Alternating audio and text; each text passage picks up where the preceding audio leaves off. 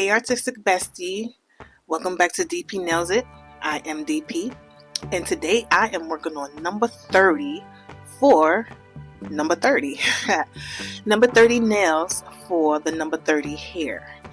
As you all know, that I've launched my ponytails, and they are different colors. As it is to the industry colors, number 27 is usually the light faded color. Basically when you lift it, aka bleach it, is like that yellowish type of tone. Number 30 is a dark brown. Number 1 is black. Number 4 is like a chocolate brown, if that's what you want to call it. But actually no, I think you would reverse it. I think number 4 would be more like a dark brown, whereas number 30 would be like a chocolate brown. Yeah, that's better. And number 130, it's like a red. It's typical 613, everybody knows, is the blonde. So that's what it is. I am making the nails, the colors, to match the ponytails that I have. So this is number 30, which is, we've all established now, to be a chocolate brown. And I did a little some of everything on here. I did a little marbling, I added some foil, I did a little half French type of thing. I did a two-tone beige, more of a nude kind of brown. I meant more of like the nude, as you can see here on the thumb. And then I added the chocolate brown. The products I'm using is by Dev, and right now I'm just setting the foundation to the background color and separating them as much as possible. Working a little by little. I sometimes go straight across, or I just pick a finger and do what I feel I want to do at the time.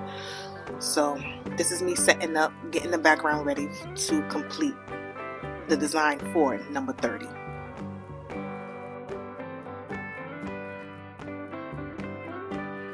As we sit here and put everything in the lamp, I would like to thank everyone for joining my channel. And if you haven't come to my channel before, welcome. I do hair, I do nails. I'm a licensed cosmetologist, and I am trying to get a hang of this, whole social media posting thing. It's cool, but it is work. A different schedule that I had to get used to. It's not a problem, but it is something that I am trying to get used to. So thank you for joining me. Hopefully you'll stick around and see something you like and continue to grow with me, because that's all that's about, growing. So here I am. I'm taking a you could call it like a fine striper brush, and I'm making a line straight down the middle. This will be to half the French, and the other half will be like a full color. The brown will be more of the full color, and then I'm going to half French it with the chocolate brown on the opposite side.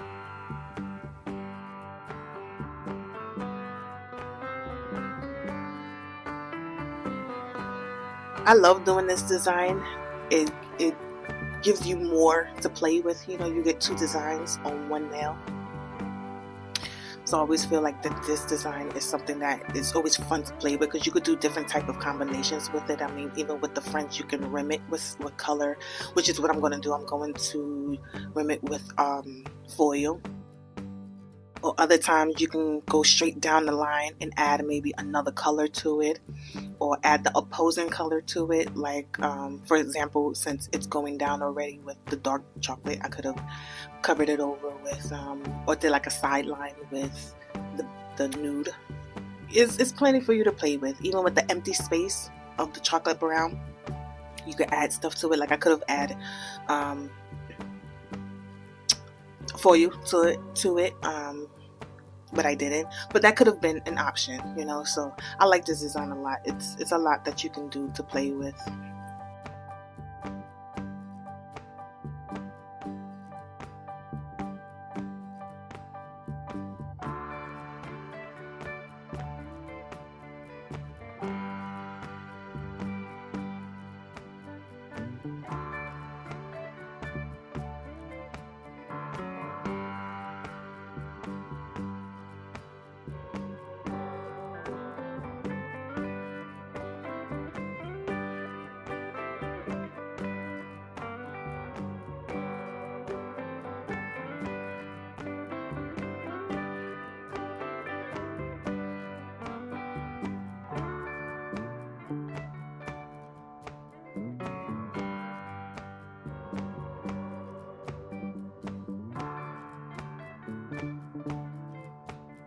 So here I am adding the second coat. I only did one coat of the bottom because it's a nice little nude. You don't need it to be so, stand out ish, and plus, you don't want to keep layering the gels too much.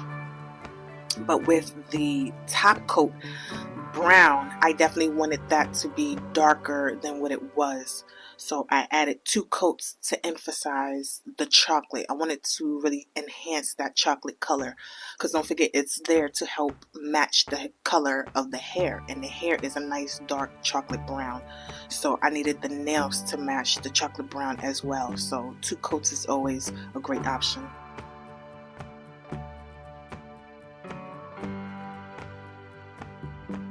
So here I am working on the middle finger, and I'm applying my second coat here. Like I said, the chocolate brown, I want that to stand out. So for the chocolate brown coloring, I'm always going to add the 2 layers. And then here I'm just doing some touch-up work.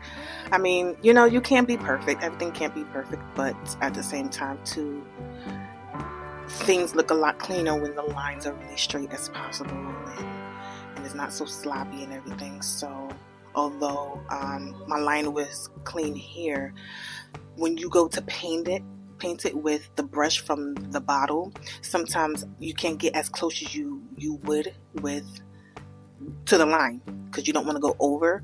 So that's what it was. I was close to it, and then since I needed to kind of finish off that little space that was in between that brush mark and then the actual line, I used the striper brush to fill in and move the gel over more closer to the line, so it gave it a full coverage.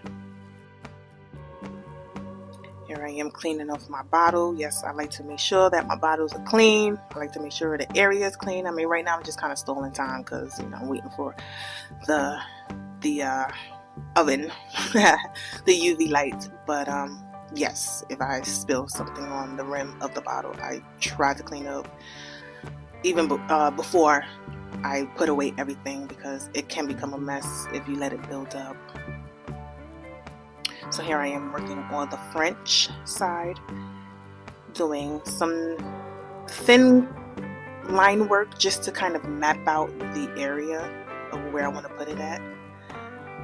Took it off of the stand, so you have more of a focal point. You got to get in that corner. You can't get on the corner with the 5-finger stand, so I put it on a single stand so I could get all up in there and doing my line work, kind of guesstimating where I would like it to end at.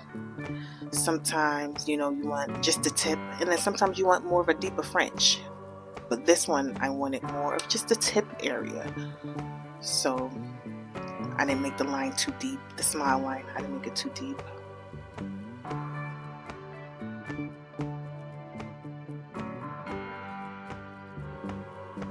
And now I'm filling it in with the brush from the bottle. Give it a nice full coat.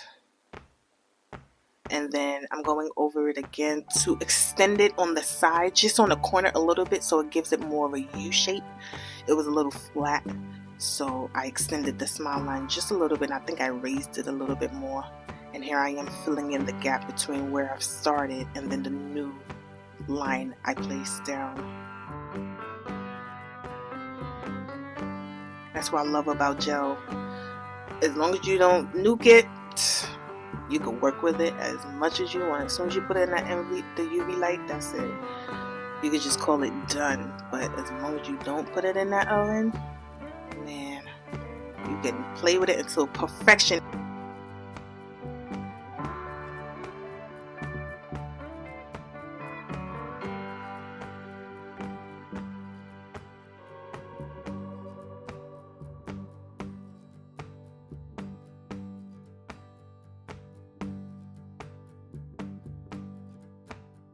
You see, I kind of, sped it up because I'm there trying to just make sure my lines are clean and everything. So I didn't want to waste too much time. But here I am finalizing the brush over. And that's pretty much it.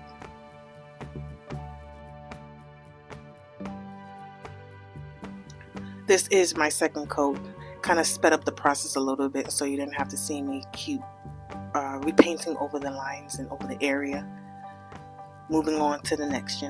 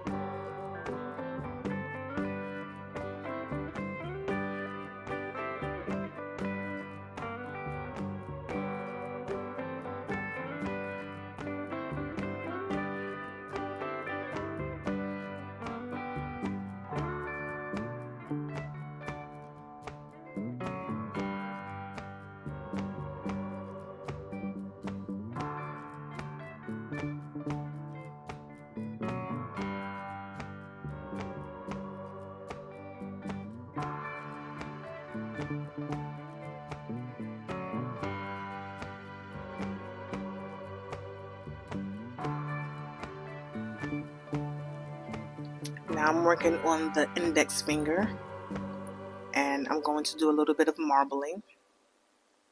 So I decided to pick up some of the chocolate and the nude, I guess you can call it nude. It's a light brown, but it's still a nude. And there's no science to this. I mean, you can hardly ever get it exact. So you can get it similar, but you can't get it exact. So all I did was pick up more of one color than the other, and I wanted a little bit more nude than I wanted chocolate, because the chocolate is going to stand out and you needed contrast. So to balance it out, I put more nude on there than I did the chocolate, so that you could actually see the nude. If you had drowned it with the chocolate, then you wouldn't be able to see the nude, and then it would look like muddy. It would also look muddy. Muddy is that kind of one tone type of brown, and I didn't want that. I wanted it to have dimension of the two colors, contrast of the two colors. So at this point I did use more nude than the chocolate brown.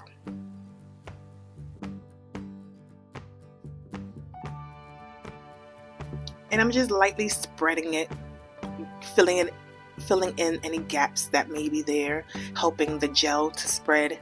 If I had put it in a spot that was a little thicker than the other spot, then I had to thin that out a little bit, trying to keep the gel at an even layer so that it's not too bumpy and too lumpy.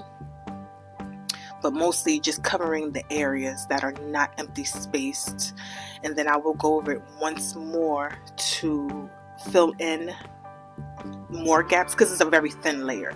So I will go over it again. I'm going to go over it again to fill in any empty gaps that are there, because there are still some gaps there. And any part that was completely filled, especially with the dark chocolate, because it covers, I didn't touch it. I didn't go over it because I didn't want to add extra gel. So I just filled in any spot that needed to be filled in. So I'm working on another finger right now, which is the ring finger, and the same procedure, because they both have the marble effect. Even though I messed up, because I originally wanted this design to match the thumb. This design was to be the half nude, the half chocolate, with the half French, and I got so beside myself that I ended up grabbing the wrong finger, because this finger was supposed to be like the thumb, and the pinky was to be like the marble of what I'm doing right now. So later on you're gonna see me stall a little bit, because I then realized, like, oh man. And honestly, yes, I could have fixed it, because that's not the original design that I wanted. However, it wasn't a bad design, and I kept it. And at the same time, I said to myself, I can always make that design again, because that's what I do. So why not just do something different that I normally wouldn't have done? And I just kept it, because sometimes that's what you need to do. You can't always do something that you're always comfortable with, or stay with the typical procedure or styles that you're used to doing. You have to switch it up. You have to be comfortable with doing something that you're normally not used to doing. So at this point, once I did realize that I did the wrong design on the wrong finger, yes, I had plenty of time to fix it, of course, but at the same time I said, you know what, it's not a loss. It still looks beautiful. I'm going to keep it. And so I did.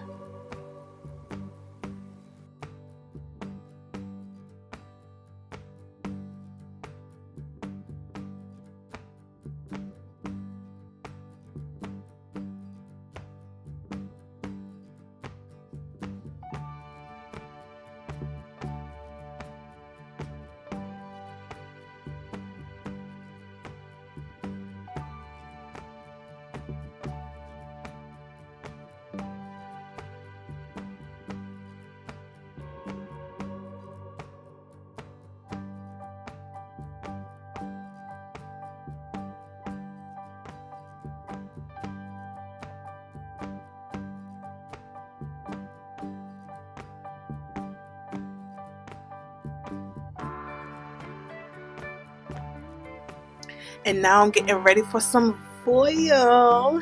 Yes, I have my tweezers because, as we all know, and if you don't know, foil is very, very thin and very delicate. It literally crumbles when you're grabbing it. When you go to touch it, it just falls apart. And tweezers is very necessary to pick it up because it's so tender. It's so delicate. So even though they give it to you kind of in like big chunks, as you are pulling them out of the bottle, they will separate and break into pieces, which is what you kind of need anyway, because you only need pieces to put on the nail. But you don't want to end up pulling too much apart, because then it becomes very, very tiny, and then it makes it hard to place onto the nail because now it's like balled up. So the foil is thin and you want to keep it as flat as possible, and you can keep it flat by having some width to it, but if you pull too much apart, then it does become like a little lumpy, like a little ball. So that's the only downside about pulling the foil apart.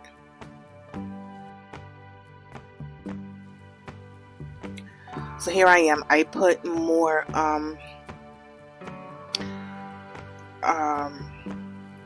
gel. Sorry, I couldn't think of the name for a second. I put more gel because I'm rotating. As you can see, I'm rotating. I put one in the oven and then I took the other one out and work on that one.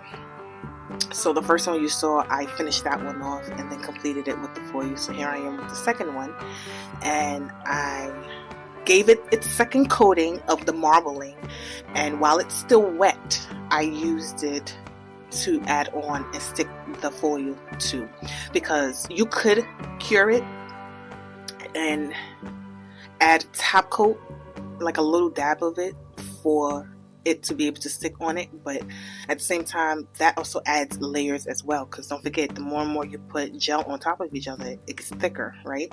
So at this point we're trying to keep the nail as thin as possible, especially since we're going to apply top coat. And me personally, I do have a top coat brand that is not necessarily hard gel, like thick like hard gel, but it can give it that coating of a hard gel depending on how much I put. So since I know I'm already going to cover it with a nice layer for security and strength of if you want to call it, thicker top coat, I try to make sure that all of my decorations are really thin enough to not bulk up when I put the top coat on.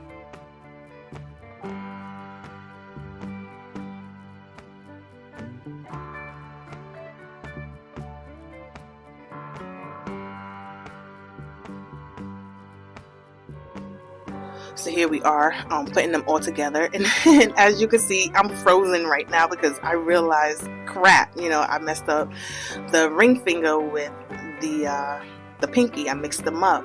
So right there I was contemplating whether or not I wanted to do it all over again or should I just continue.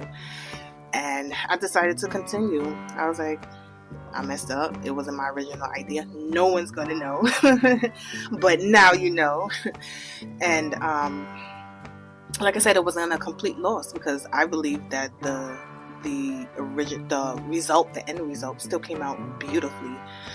Anyway, so all I did was just switch the pinky design for the ring finger design, and I left it at that. I wanted it on the ring because with that being a pretty design of the two halves, I wanted it on a bigger finger so you can see the actual design, you know. But on the pinky, I mean, it's still pretty. You know, it's there. It's like giving the pinky extra oomph, especially since it's so small, you know. So I don't know. Maybe I'm giving some type of excuse to make myself feel better, but in the end, I still think it came out really beautifully. So it's not a complete loss.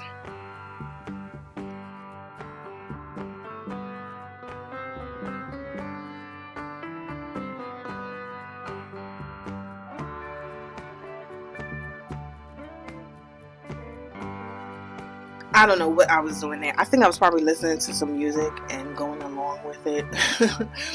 I don't remember. Honestly, I recorded this a few weeks back because of me catching up. I don't know if you've been looking at my previous videos. Hopefully you have been. You can check me out. I've been doing some stuff, you know, unboxing some red iguana and doing my own nails with a pre. What was that? My next video? No, yeah, I did the pre already. So, yeah, this is me catching up. Thankfully, I'm feeling better. I'm still coughing a little bit, but as you can see, I can last a little longer without having to cough. So, it is what it is. Now, with this pinky, instead of doing the half and half, because like I said, you know, I wanted it on the ring finger because it's a bigger finger. You can see both decorations on that one finger. It's the pinky, you know. Yes, I could have done the half and half, but it's the pinky. It's smaller. So what I just did was just full on French it out and completed it like that. I don't think it took away from the design. I think it kind of helped the French design maybe stick around a little bit more since the other one was halved. But yeah, I just decided to have to French it entirely instead of doing the half and half.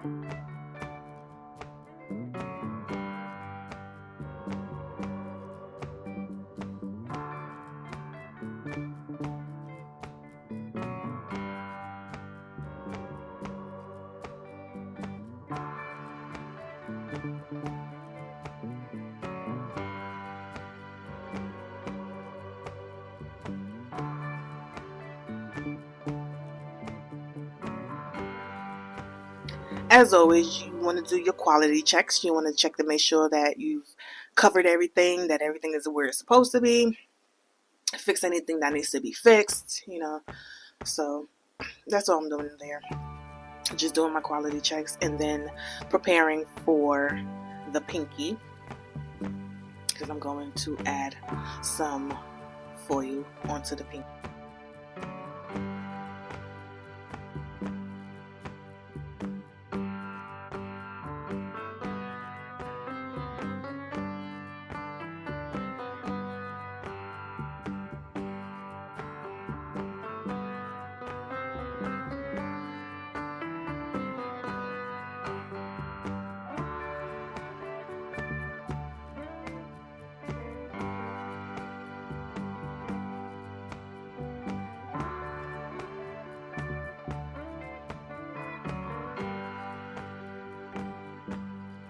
Once again, because it's the dark chocolate, well, the milk chocolate rather, second coat, you know, give it 2 coats.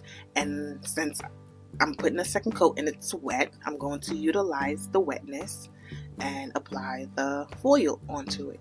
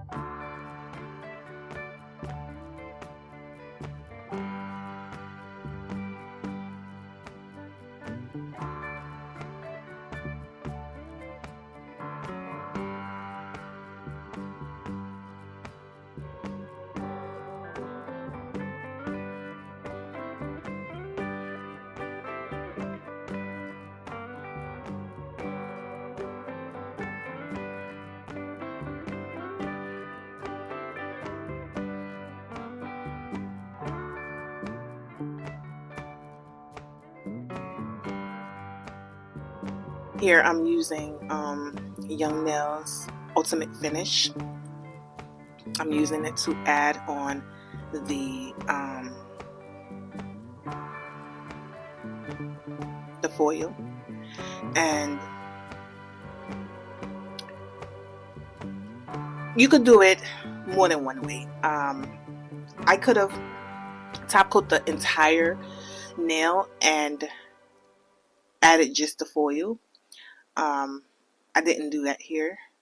What I did was just dab the foil with the top coat so that it could stick and add on the foil.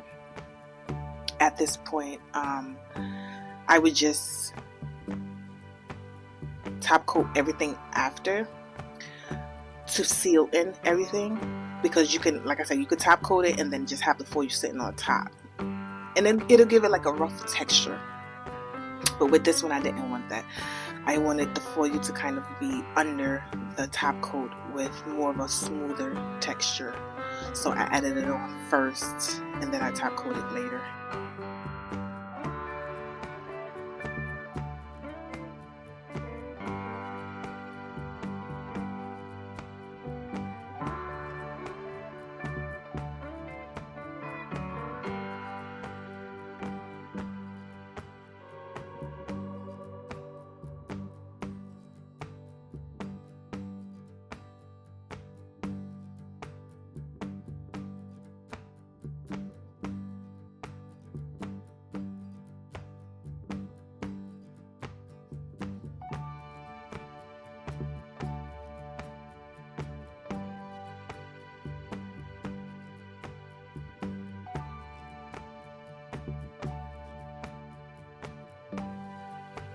Here, pressing it down, it's always best to press it down as flat as possible.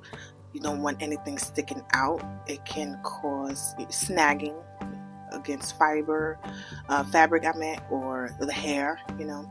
So you want it as flat as possible. Plus also, if you were to paint over it, if it's sticking up bulking, then it will gather up gel, and when you put it in a UV light, it will lump up and get hard.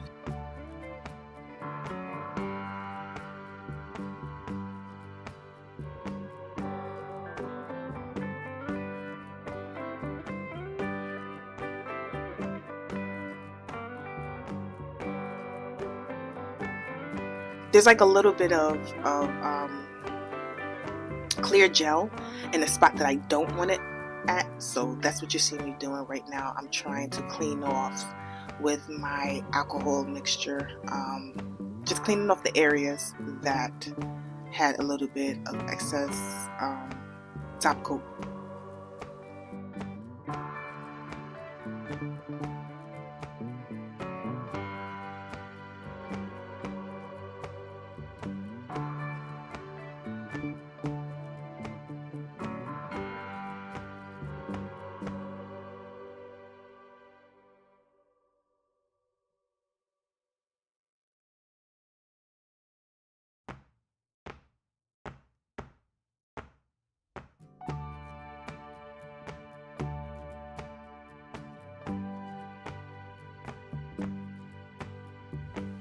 Now at this point, I'm just giving the whole nail a nice little cleanup, because there were like fingerprints, not fingerprints, but like glove marks from me pressing it, and then excuse me, from me holding the nail.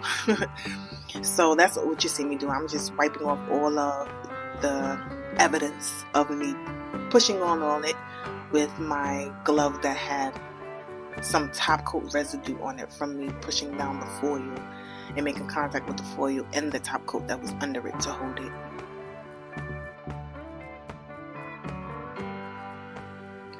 You want to clean the surface as much as possible, because leaving all of that gel residue can sometimes smudge it and or make it look dull, and I wanted it to look as clean and shiny as possible. So it is best to clean up as much as you can before you cure it, because once you cure it, it's stuck on there. So I cleaned it off as much as I could, and I put it in the oven. So now we are at the finishing touch, and we're going to top coat everything, baby. We're going to make sure everything is all nice and smooth, and make sure that you get the ends, you get the sides, you get the free edge, and the cuticle part you want, but not too much, because you don't want it to be too far up against, too thick up against the skin, aka the eponychium, because then it makes it look bulky. So you do want it to kind of be thinner there and then widen out as it comes out. So I didn't put that much gel on the back area, and just keep going. Worked on the thumb, now I'm working on the index finger and making sure I get all up in there. With the foil, you have to make sure it's fully covered, so you may end up putting a little bit more gel than you would have if there wasn't any foil on there. But with it being as flat as possible, it's easier to go over as opposed to having to fill in areas where the foil is sticking up.